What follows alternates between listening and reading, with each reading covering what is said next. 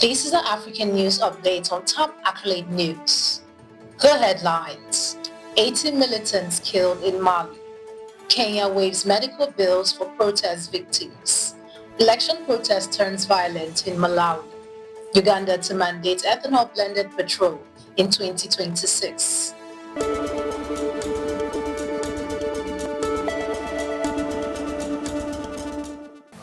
We start with the focus in politics. 80 militants killed in Mali. Mali's armed forces said they have killed 80 militants linked to al-Qaeda following a wave of coordinated attack on military posts across 7 towns near the border with Senegal and Mauritania. The jihadist group JNIM claimed responsibility as certain it seized control of 3 army barracks. In response, local authorities have imposed a 30-day overnight curfew. The attack mirrors recent insurgent tactics in the Sahel, where Mali's junta-led government continues to battle Islamist groups and separatist rebellions. US Africa Command has warned that the region is becoming a global terrorism hotspot, with militants seeking access to West Africa's coast for smuggling and trafficking. Still in politics, Kenya waives medical bills for protest victims. The Kenyan government has waived all medical bills for victims injured during the recent Gen Z-led protests, including the late Boniface, a 35-year-old mask vendor fatally shot in the face by police. Health Cabinet Secretary Aden Duale directed Kenyatta National Hospital to cover the 815,805 Kenyan shillings cost under its disaster emergency fund, following public outrage over the government's response to the June 17th and 25th protests, which left at least 19 people dead and over 400 injured. Duale called the move part of a broader humanitarian effort to support affected families and ensure victims receive proper care. Moving on in politics, election protest turns violent in Malawi. In Malawi, Human Rights Watch is calling for swift justice after machete-wielding attackers disrupted a peaceful election protest in Lilongwe last week, leaving several injured.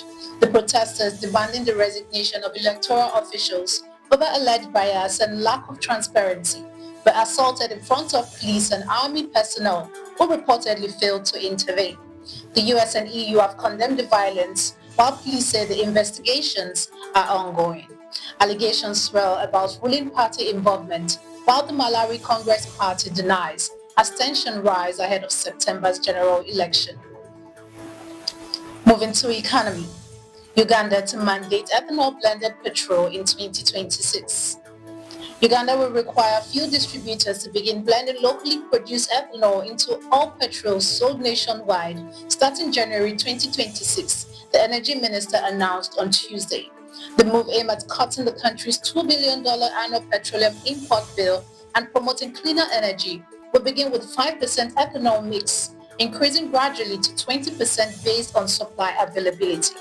Ethanol, primarily derived from sugar industry byproducts like molasses, is expected to help reduce carbon emissions. The policy also comes as Uganda prepares to launch commercial crude oil production and export via a new pipeline through Tanzania. You're watching the African News Update on Top Accolade News. Do stay with us. Still to come.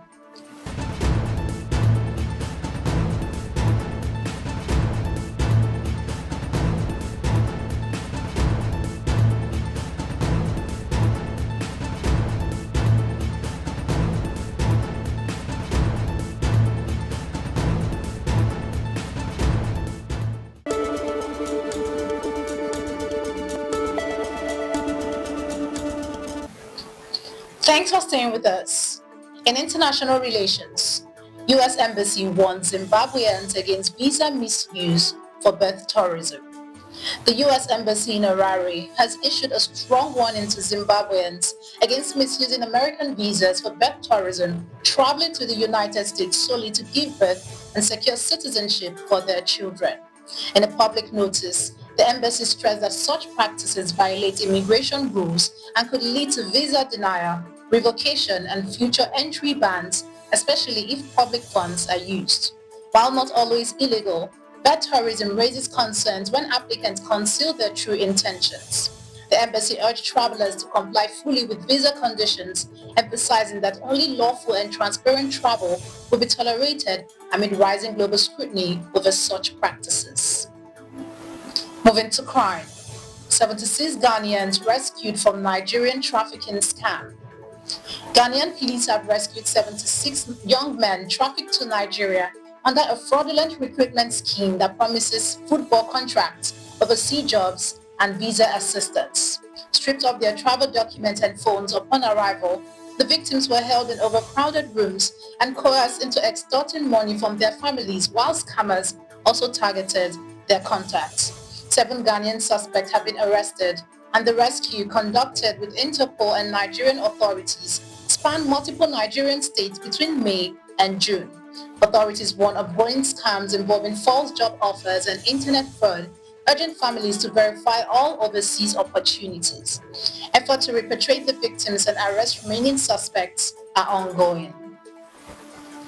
In entertainment, Zimbabwe's Shoko Festival marks 15 years. Zimbabwe's premier urban culture showcase, Shoko Festival, is set to mark its 15th anniversary from September 25th to 27th. This year's event features a groundbreaking international collaboration with UK-based art collective Arcadia and global peace-building group In Place of War, launching the Build the Peace initiative, a creative exchange bridging Zimbabwe and the UK. The festival also promises big local performances from comedy and music talents. Now in sports, Nigeria Imaobong Uko banned for doping. Nigerian sprint sensation Imaobong Inse Uko has been under a 2-year ban by the Athletic Integrity Unit after testing positive for a prohibited substance, dealing a major blow to her rising career.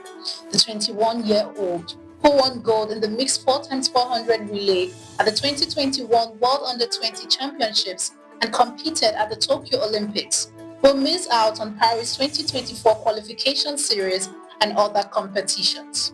The ban, effective immediately, follows World Athletics anti-doping rules, with all her results during the violation period to be annulled.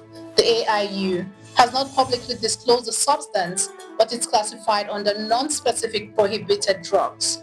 Uko retains the right to appeal to the Court of Arbitration for Sports as Nigeria continues to face heightened scrutiny over repeated doping violation in athletics.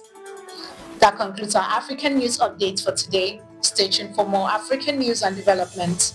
Thanks for joining us. I am Ojorumi Okocha. Connect and engage with us on all our social media handles. Do have a wonderful day.